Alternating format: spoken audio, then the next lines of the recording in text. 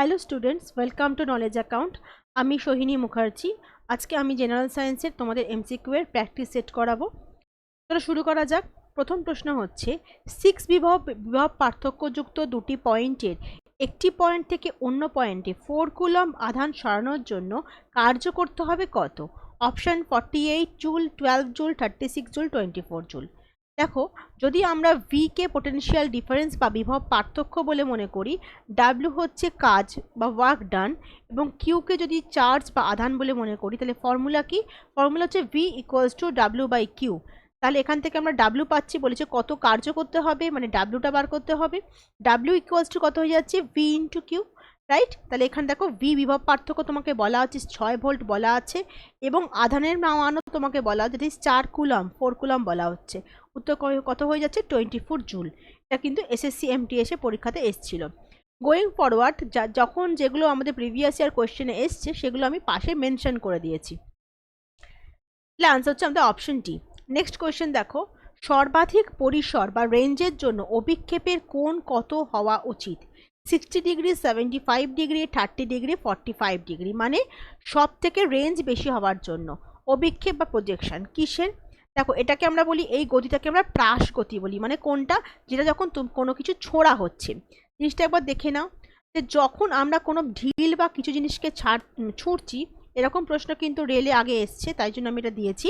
ছুটছি, সেটা ঢিলটা ওপর দিকে একটা ডিস্টেন্স অবধি উঠে তারপর কিন্তু নিচের দিকে পড়ে যায়, এবং যে একটা পথটা তৈরি করে, সেটা কীরকম পথ তৈরি করে? সেটা একটা অধিবৃত্ত বা প্যারাবোলা কিন্তু তৈরি করে। এটাও একটা ইম্পর্টেন্ট পয়েন্ট তৈরি করে। এবং আলটিমেটলি যেখান থেকে ছোড়া শুরু করেছিলাম এবং ঢিলটা যেখানে গিয়ে পড়লো, এই যে ডিস্টেন্সটা, এটাকে আমরা কি বলছি? রেঞ্জ বা পরিসর বলছি। তো এটা এই গতিটাকে আমরা কি গতি বলি? এটাকে আমরা বলি হচ্ছে প্রাসের গতি বা প্রাস বলছি। প্রাসের গতির এক্সাম্পল কি আছে? কোনো ঢিল, কোনো বুলেট যদি ওপরের দিকে করে ছোঁড়া হয়, এগুলো হচ্ছে প্রাসের গতি। তো যদি আগেরটা দেখো, তাহলে ম্যাক্সিমাম ডিস্টেন্স, এই যে এটা কতটা অতিক্রম করবে, কোন কত হলে, সেটা হচ্ছে উত্তর হয়ে যাচ্ছে 45 ডিগ্রি। ওকে, নেক্সট কোশ্চেন আমরা যাচ্ছি। সময়ের সাথে সাথে বস্তুর অবস্থানের পরিবর্তনকে আমরা কি বলছি? গতি, বেগ, দ্রুতি, দূরত্ব। দেখো, এখানে কিন্তু উত্তর হয়ে যাবে দ্রুতি। এবার তোমরা বলবে ম্যাম বেগ কেন হচ্ছে না, গতি বা কেন হচ্ছে? গতি অপশানটা এখানে হবে না, তুমি এখানে ত্বরণ অপশানটা ভেবে রাখো। ত্বরণও হচ্ছে না, বেগ কেন হচ্ছে না? কারণ বেগ মানে কি? বেগ মানে হচ্ছে ভেলোসিটি, সবার নিশ্চয়ই মনে আছে। দ্রুতি মানে কি? দ্রুতি মানে হচ্ছে স্পিড। যেহেতু সময়ের সাথে সাথে বস্তুর অবস্থানের পরিবর্তন বলছে, তাই আমরা এখানে স্পিড বলেছি। যদি বলতো যে সময়ের সাথে সাথে বস্তুর অবস্থানের পরিবর্তন, তার সঙ্গে একটা অপশন দেওয়া থাকতো একটি নির্দিষ্ট দিকে, একটি নির্দিষ্ট দিকে যদি অপশনটা দেওয়া থাকতো, তাহলে কিন্তু ভেলোসিটি বা বেগ হতো। কারণ বেগ কিন্তু একটা নির্দিষ্ট দিক বলে, আর স্পিডের কিন্তু কোনো দিক নেই। ঠিক আছে, তাহলে এই জন্য তোমাদের বলে রাখি, ভেলোসিটি বা বেগ হচ্ছে কি? বেগ হচ্ছে আমাদের ভেক্টর রাশি। এটা পরীক্ষায় প্রচণ্ড আসে, তাই জন্য এখানে আমি বলে দিচ্ছি। এবং স্পিড বা দ্রুতি কিন্তু কি? দ্রুতি কিন্তু একটি স্কেলার রাশি, কারণ এর শুধুমাত্র মান আছে। ভেক্টর রাশির কিন্তু মান এবং অভিমুখ এই দুটোই এসছে। এটা কিন্তু এসএসসি সিজিএল এসছিল। নেক্সট কোয়েশ্চেন, নিম্নলিখিতগুলোর মধ্যে কে গ্রহের 3টি সূত্র প্রস্তাব করেছিলেন? Isaac Newton, Tycho Brahe, Johannes Kepler, Galileo Galilei. SSC CGL এসছিল 2021 সালে। পরীক্ষা উত্তর হয়ে যাচ্ছে আমাদের জোহানেস কেপলার বা জে কেপলার। জলের ঘনত্ব কত? Question number 5। 1000 KG per cubic metre, 10 KG per cubic metre, 1 KG per cubic metre, 2 KG per cubic metre. RRB এনটিপিসিতে এসেছিল, উত্তর হয়ে যাচ্ছে কত? 1000 কেজি পার কিউবিক মিটার। আরও মানে এক্স্যাক্টলি বলতে গেলে উত্তর হচ্ছে 997 কেজি পার কিউবিক মিটার বা ঘন মিটার বা মিটার কিউব। নেক্সট কোয়েশ্চেন যাচ্ছি, নিচের কোন কারণে আকাশে মেঘ ভেসে বেড়ায়? আরবি এনটিপিসিতে এসেছিল 2016 সালে।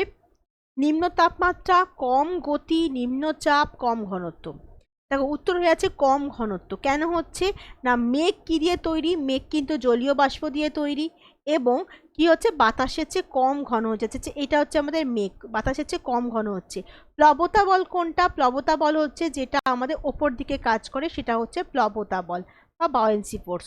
ওজন কোনটা হয়? ওজন কাকে বলি? যে ওজন হচ্ছে সেই জিনিসটা যেটা বস্তুর আমাদের নিচের দিকে কাজ করে অভিকর্ষের জন্য, সেটা হচ্ছে অভিকর্ষ, মাধ্যাকর্ষণ বল বলছি, সরি, মাধ্যাকর্ষণ।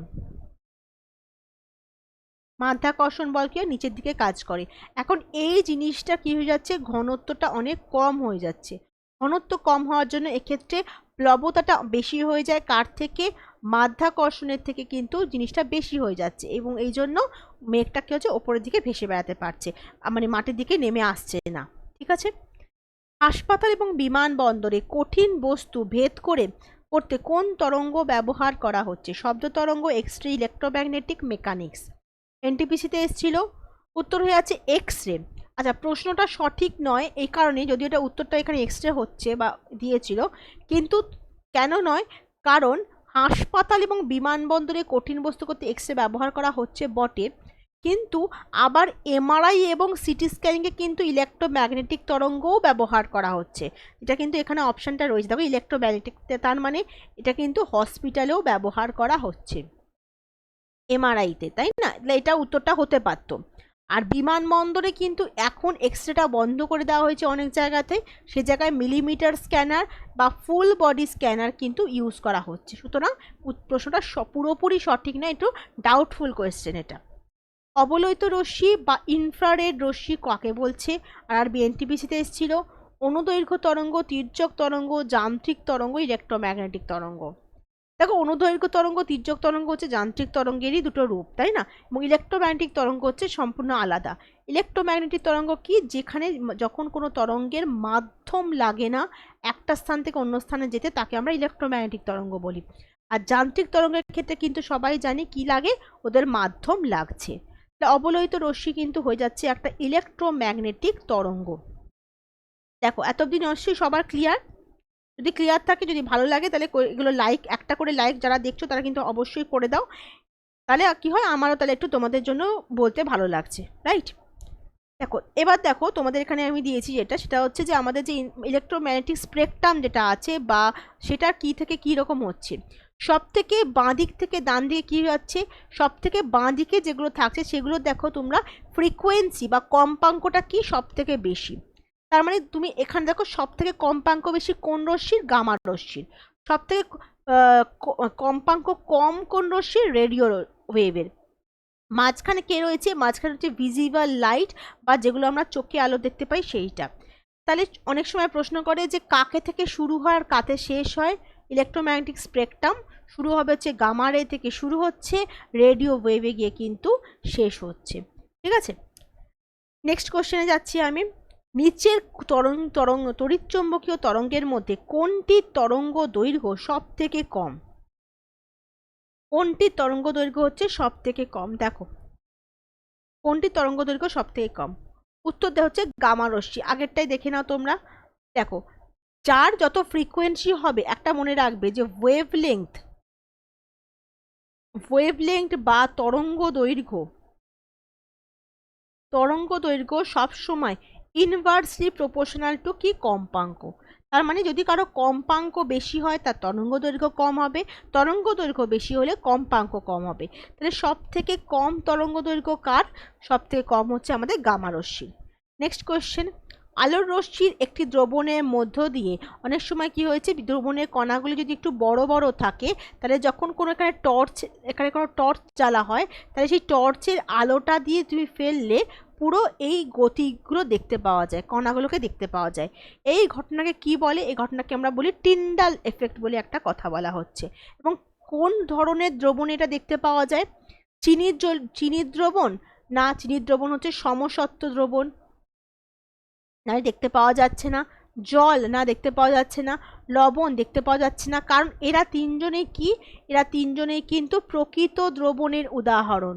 প্রকৃত দ্রবণের কিন্তু যে দ্রাবের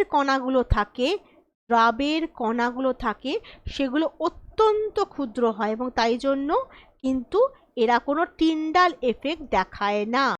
কারা দেখায়? একমাত্র কোলয়েডীয় কণা দেখায়। That is answer option D. সূর্য থেকে আসা আগত আলোকরশ্মি বায়ুমণ্ডল দ্বারা প্রতিসৃত হয়, এই কারণে আপাত আলো সূর্যোদয় সূর্যোদয় হওয়ার কতক্ষণ আগে প্রকৃত সূর্যোদয় হচ্ছে? 1 মিনিট আগে, 2 মিনিট আগে, 2 মিনিট পরে, 1 মিনিট পরে। আরআরবি গ্রুপ ডিতে এসেছিল 2022 সালে। দেখেছো কোয়েশ্চেন কিরকম? আমি কিন্তু এই কোয়েশ্চেনগুলো আমি সবাইকে পরীক্ষাতে, আমি যারা আমার ক্লাস করেছো লাইটের চ্যাপ্টারে কিন্তু এই ধরনের আমি মানে কনসেপ্ট কোয়েশ্চেন কিন্তু প্রচুর করিয়েছি। যারা ক্লাস করেছো তারা কিন্তু এগুলো তোমরা জানো। কি উত্তর হবে দেখো? 2 মিনিট আগে হবে। কেন হবে 2 মিনিট আগে হবে? কারণ যখন সূর্য ঠিকই থাকছে, যখন সূর্যোদয় হচ্ছে, সূর্যোদয় যখন হচ্ছে তখন কি হচ্ছে, সূর্য নিচের দিকে আছে, কিন্তু আমাদের আলোক রশ্মি এখান থেকে আসতে গিয়ে প্রতিসরণের জন্য একটু একটু করে বাঁকছে, বাঁকতে বাঁকতেই অবজারভার বা এর কাছে চোখে এসে পৌঁছাচ্ছে। এবং অবজারভার বা যে দেখছে সূর্যকে, তার চোখ কিন্তু সবসময় সরল রেখাকে ফলো করে। আমাদের চোখ সবসময় সরল রেখাকে ফলো করে করেই সূর্যটাকে এইখানটা দেখতে পাচ্ছে। তাই জন্য সূর্যোদয় হওয়ার কিন্তু 2 মিনিট আগে ও সূর্যকে দেখতে পাচ্ছে। ঠিক উল্টো দিকে যখন সূর্যাস্ত হয়ে যায় বা সানসেট হয়ে যাচ্ছে, তখন সূর্য অস্ত চলে যাওয়ার পরেও কিন্তু এই সেম জিনিসটা হয়। তাই 2 মিনিট পর পর্যন্ত কিন্তু সূর্যকে মনে হয় যেন সে দেখছে। এটাই হচ্ছে আমাদের প্রশ্নের উত্তর। যে সকল পদার্থের মাধ্যমে বস্তুকে দেখা যায় কিন্তু স্পষ্টভাবে দেখা যায় না, তাকে কি বলছি? তাকে আমরা বলছি হচ্ছে অর্ধ স্বচ্ছ, বা এটার আর একটা নাম হচ্ছে ট্রান্সলুসেন্ট অবজেক্ট। নেক্সট কোয়েশ্চেন যাচ্ছি। নিচে কোন দুটি প্রাথমিক রঙের সংমিশ্রণে তৈরি করা রং নয়? কমলা, সবুজ, ভায়োলেট, নীল। উত্তরে আছে আমাদের অপশন নীল। লাল, নীল এবং সবুজকে আমরা কি বলছি? প্রাথমিক বা প্রধান রং বলছি। প্রাথমিক রং মিশ্রিত করে সেকেন্ডারি রং পাওয়া যাচ্ছে। দুটি প্রাথমিক রঙের সমন্বয়ে নীল রং পাওয়া যাচ্ছে না।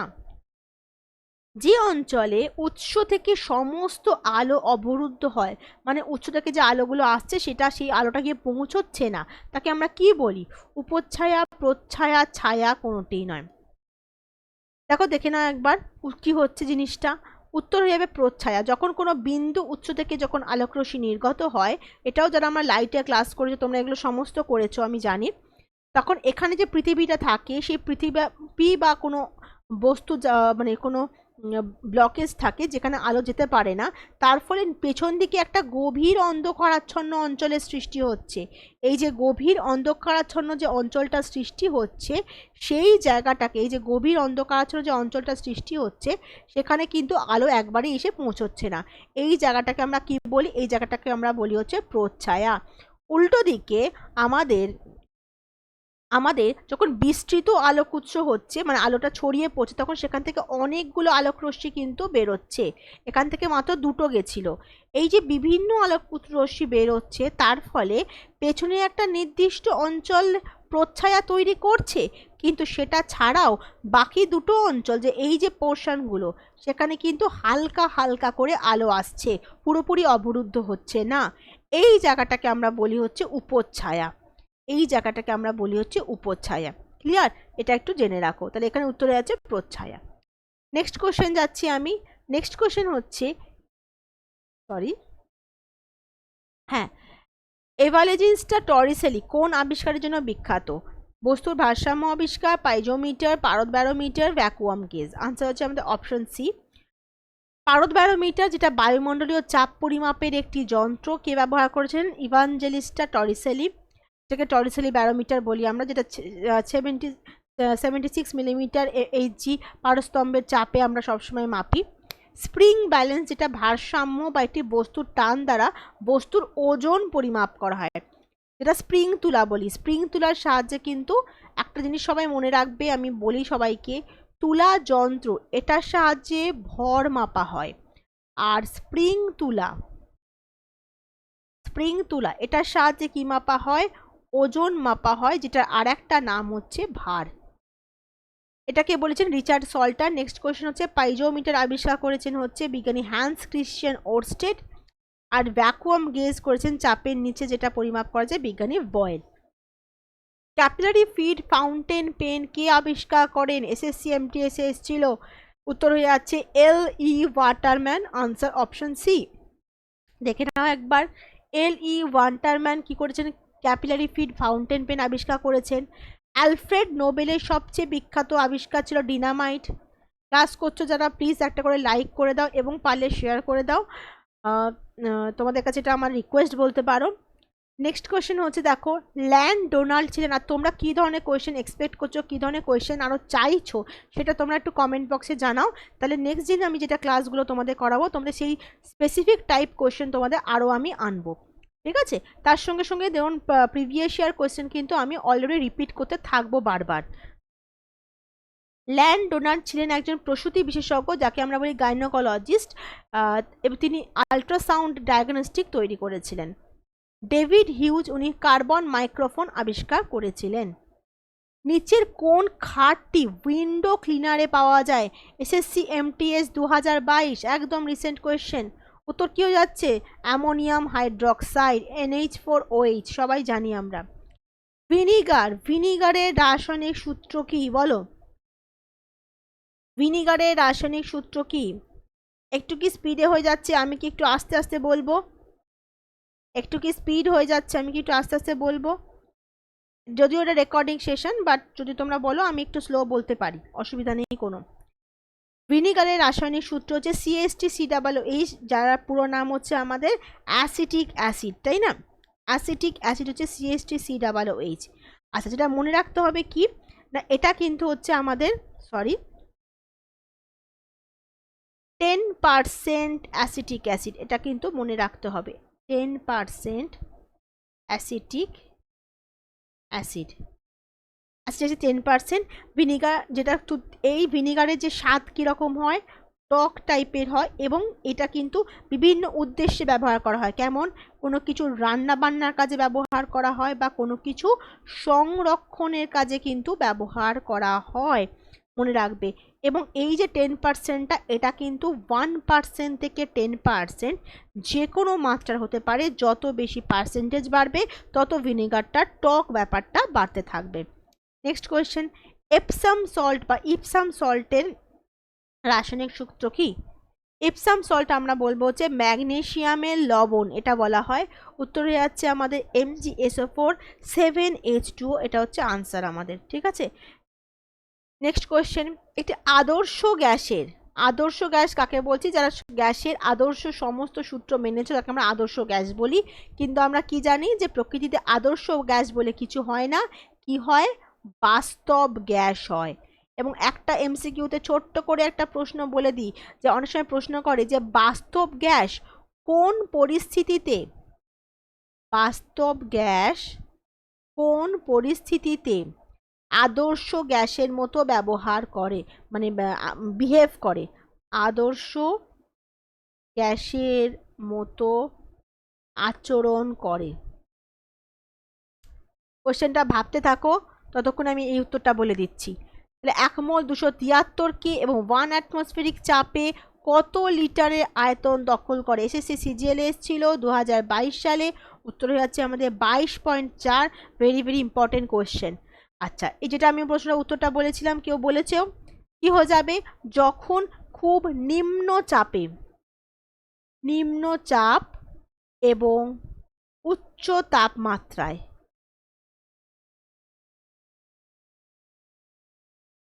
নিম্নচাপ উচ্চ তাপমাত্রা কিভাবে মনে রাখবে? High temperature low pressure, HTLP মাত্রায় একটা একটা বাস্তব গ্যাস আদর্শ গ্যাসের মতন আচরণ করে। ক্লিয়ার? নেক্সট কোয়েশ্চেনে চলে যাচ্ছি। সর্বনিম্ন তাপমাত্রা যেখানে একটি পদার্থে আগুন ধরে যেতে পারে তাকে আমরা কি বলছি? স্বাভাবিক তাপমাত্রা, ইগনিশন তাপমাত্রা, স্ফুটনাঙ্ক, গলনাঙ্ক। এসএসসি সিজিএল 2021 সালে এসছে। উত্তর হয়ে যাচ্ছে কিন্তু অপশন বি, ইগনিশন তাপমাত্রা। তথাকথিত সোকল কোয়েশ্চেনের থেকে কিন্তু এখন কোয়েশ্চেন প্যাটার্নগুলো চেঞ্জ হচ্ছে, তোমাদেরকেও কিন্তু তা সেই মতন চেঞ্জ করে নিজেদেরকে পড়াশোনাটা করতে হবে। নিম্নলিখিত মৌলের লবণের মধ্যে কোনটি সবথেকে বেশি দ্রবণীয়? উত্তর হয়ে যাচ্ছে আমাদের কোনটা? সোডিয়াম। সোডিয়াম মানে না সাধারণ যে নুন জল, সেইটা। নেক্সট কোয়েশ্চেন, সমুদ্রপৃষ্ঠে জলের স্ফুটনাঙ্ক কত? Tricky question but very easy question. SSC CHSL এসেছিল 2021 সালে। উত্তর কত? সমুদ্রপৃষ্ঠ মানে কি? নর্মাল টেম্পারেচার, যেখানে নর্মাল মানে অল্টিটিউড, যেখানে এই যে পাহাড় থাকছে, পাহাড়ের নিচে কি থাকে? সমুদ্র থাকে। এই যে সমুদ্র মানে হচ্ছে ঠিকঠাক, যত তুমি পাহাড়ে মানে সমুদ্রপৃষ্ঠ থেকে যখন তত তুমি ওপরে উঠতে থাকবে তত কি হবে, তত কিন্তু তোমার চাপটা কি হবে, কমতে থাকবে। এবং যত তোমার চাপ কমতে থাকবে তত কিন্তু আমাদের স্ফুটনাঙ্ক যে জিনিসটা থাকে সেটা কি হয়, স্ফুটনাঙ্ক কিন্তু কমতে থাকবে। মনে আছে তো এটা? আর এটার ব্যবহারিক ব্যবহার কি, এটা কিন্তু আমাদের প্রেসার কুকার যে, আচ্ছা পরে আসছি এই কথাটা। তাহলে কত স্ফুটনাঙ্ক, কত উত্তর হয়ে যাচ্ছে আমাদের অপশন ডি 100 ডিগ্রি সেন্টিগ্রেড, যেটা নর্মাল, যেটা 212 ডিগ্রি ফারেনহাইট হয়ে যাচ্ছে আমাদের ফারেনহাইটে। মাউন্ট এভারেস্টের শীর্ষে তখন বায়ুমণ্ডলের চাপ কি থাকছে, কম থাকছে, এবং সেখানে জল কিন্তু কততে ফুটছে, দেখো 68 ডিগ্রি সেন্টিগ্রেডে কিন্তু জল ফুটে যাচ্ছে, যেখানে এখানে কিন্তু 100 ডিগ্রি সেন্টিগ্রেডে জলটা ফুটছিল। এই জন্য কিন্তু আমরা প্রেসার কি করি, পাহাড়ে প্রেসার কুকার ব্যবহার করি সবজি সিদ্ধ করার জন্য। নেক্সট কোয়েশ্চেন, নিচের কোনটি একটি পোলার অণু? উত্তর হয়ে যাচ্ছে আমাদের অপশন ডি জল। জল একটি পোলার অণু। নেক্সট কোয়েশ্চেন, নিচে কোন ধাতুটি কেরোসিনে সংরক্ষণ করা হয়? অ্যালুমিনিয়াম এবং ক্যালসিয়াম, অরাম এবং আর্জেন্টাম, পটাশিয়াম এবং সোডিয়াম, সিলিকন এবং মার্কারি। আরআরবি গ্রুপ ডিতে এসেছিল 2018 সালে। উত্তরে আছে সোডিয়াম এবং পটাশিয়াম, অপশন সি দুটোই। কেন, সোডিয়াম এবং পটাশিয়াম দুটোই কিন্তু কি অত্যন্ত সক্রিয় উপাদান এবং জলের সঙ্গে ওরা চট করে বিক্রিয়া করে ফেলতে পারে, সেই জন্য কেরোসিনের মধ্যে ডুবিয়ে রাখা হয় যাতে ওরা বিক্রিয়াটা করতে না পারে। কোন ধাতু ঠান্ডা জলের সাথে তীব্রভাবে বিক্রিয়া করে? কোন ধাতু করবে নর্মাল টেম্পারেচার, রুম টেম্পারেচার জলের সাথে? কে করবে, যে অত্যন্ত সক্রিয়। এখানে একজনই এই মুহূর্তে আছে, কে, সে হচ্ছে আমাদের সোডিয়াম। যদি এখানে পটাশিয়াম থাকতো সেটাও কিন্তু হতে পারত, ঠিক আছে। এবং বিক্রিয়া করে কি তৈরি করছে, ধাতব অক্সাইড তৈরি করবে এবং হাইড্রোজেন গ্যাস তৈরি করবে। নেক্সট কোয়েশ্চেন, নিচের কোনটির ঘনত্ব এবং স্ফুটনাঙ্ক কম? এটারও উত্তর হয়ে যাচ্ছে আমাদের অপশন বি সোডিয়াম। নিচের কোনটি ক্ষারীয় আর্থ ধাতু নয় বা ক্ষারীয় মৃত্তিকা মৌল নয়? এটা ক্ষারীয় মৃত্তিকা মৌল তোমরা লিখতে পারো, ক্ষারীয় মৃত্তিকা মৌল। কোনটা? আমাদের যখন পিরিয়ডিক টেবিল পড়েছি মনে আছে, প্রথমে গ্রুপ 1 ছিল, তারপর গ্রুপ 2 ছিল, তারপরে এখানে 3 থেকে 12 অবধি কি ছিল, ট্রানজিশন মৌলগুলো ছিল। এই গ্রুপ 2 এর যে মৌলগুলো ছিল তাদেরকে আমরা কি বলেছিলাম, বা শ্রেণী 2, তারা হচ্ছে আমাদের ক্ষারীয় মৃত্তিকা মৌল। ক্ষারীয় মৃত্তিকা মৌল, পিরিয়ডিক টেবিলটা ভালো করে পড়লে এগুলো কিন্তু মনে থাকবে। আর প্রথম গ্রুপ 1 এ কারা ছিল, গ্রুপ 1 এ ছিল হচ্ছে ক্ষারীয় মৌল, তীব্র ক্ষারীয় যারা ধাতু তারা। তাহলে এদের মধ্যে কে ক্ষারীয় মৃত্তিকা মৌল নয়? সোডিয়াম, যে প্রথমে আছে।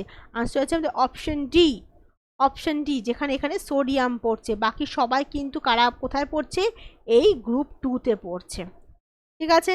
নেক্সট কোশ্চেন যাচ্ছি, নিচের কোন যৌগে স্ফটিক জল থাকে না? Baking soda, gypsum, washing soda, copper sulphate. বলো তাড়াতাড়ি। উত্তর হয়ে যাচ্ছে আমাদের বেকিং সোডাতে কিন্তু থাকছে না। জিপসামের সঙ্গে আর একটা তোমাদের কি মনে আছে, plaster of Paris, plaster of Paris কার মনে আছে? প্লাস্টার অফ প্যারিস কোনটাকে বলছি আমরা? প্লাস্টার অফ প্যারিস কোনটা? জিপসাম আর প্লাস্টার অফ প্যারিসের তফাৎ কোনটা? জিপসামের কিন্তু ফর্মুলা কি ছিল, calcium sulphate CaSO4 2H2O, that is calcium sulphate dihydrate. আর প্লাস্টার অফ প্যারিস কি হচ্ছে মনে আছে, CaSO4 half H2O, that is calcium sulphate hemihydrate. Washing soda, এখানে কি হচ্ছে, বেকিং সোডা, যার সংকেত কি, সংকেত হচ্ছে NaHCO3, এটা হচ্ছে সংকেত। সোডিয়াম বাইকার্বনেট একটা নাম, অথবা সোডিয়াম হাইড্রোজেন কার্বনেট আমরা বলতে পারি, এতে কিন্তু স্ফটিক জল থাকছে না। নেক্সট কোয়েশ্চেন, সোডিয়াম বাইকার্বনেটের সাথে হাইড্রোক্লোরিক অ্যাসিড মিশ্রিত হলে নিচে কোন গ্যাস নির্গত হবে? উত্তরে যাচ্ছে আমাদের কিন্তু কার্বন ডাই অক্সাইড গ্যাস নির্গত হবে।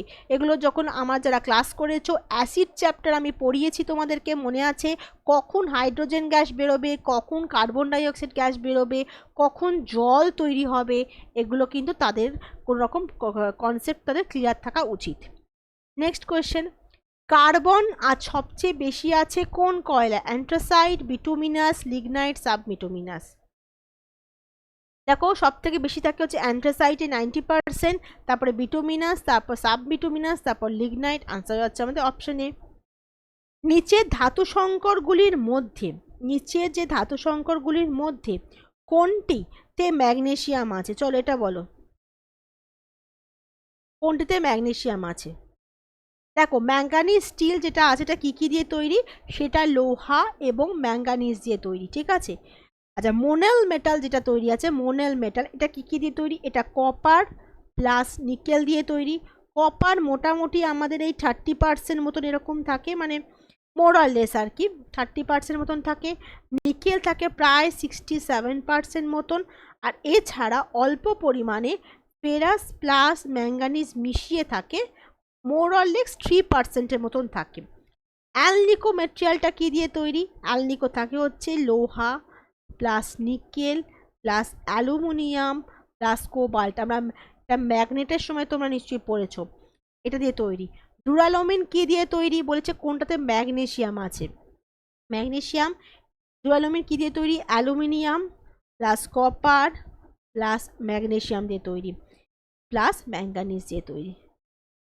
তাহলে এটা হচ্ছে আমাদের, এর মধ্যে অ্যালুমিনিয়াম থাকে হচ্ছে প্রায় 95% অ্যালুমিনিয়াম থাকে। কপার থাকে প্রায় হচ্ছে তোমার 4% মতন থাকে, 4% মতন থাকে। বাকি ম্যাগনেসিয়াম আর ম্যাঙ্গানিজ ওই 0.5% করে মতন করে থাকে, 0.5 দুটোই। তাহলে উত্তর কি হচ্ছে এখানে? Option B, that is duralumin. এই যে ম্যাগনেসিয়াম আছে। নেক্সট কোয়েশ্চেন, মার্কারি রাখার জন্য কোন ধাতুর ব্যবহার করা হয়? মার্কারি মানে কি সবাই জানি পারদ।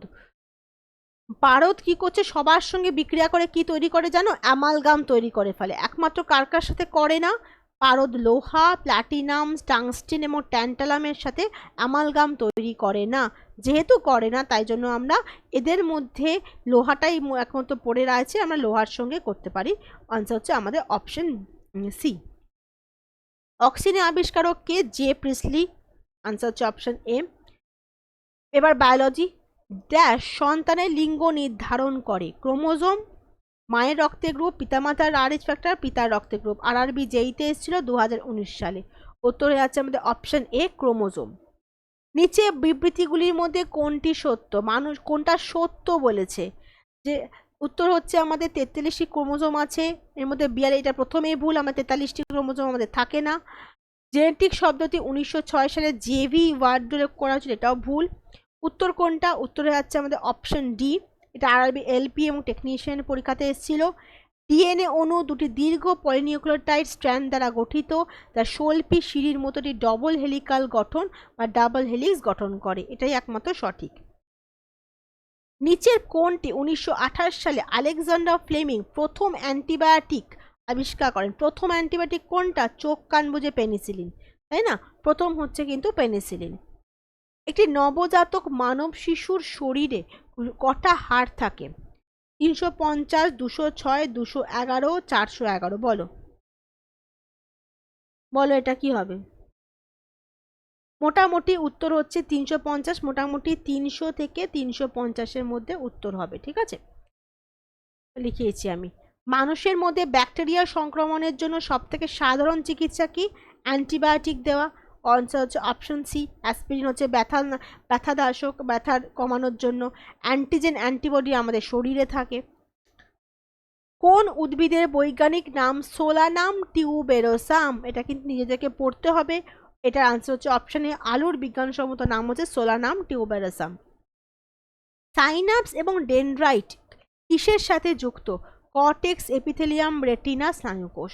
সাইনাপস এবং ডেনড্রাইট কোথায় থাকে?